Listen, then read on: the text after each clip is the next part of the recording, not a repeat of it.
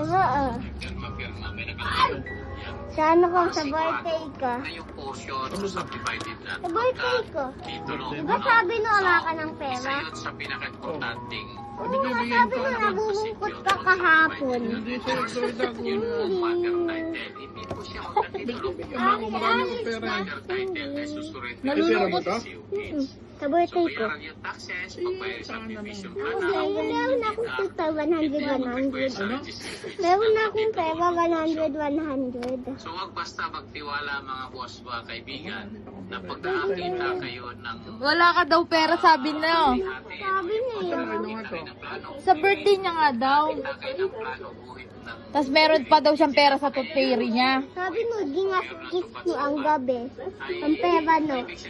Sabi mo, naubos na. Ay, sabi na, sabi kayo walang na. dapat isukat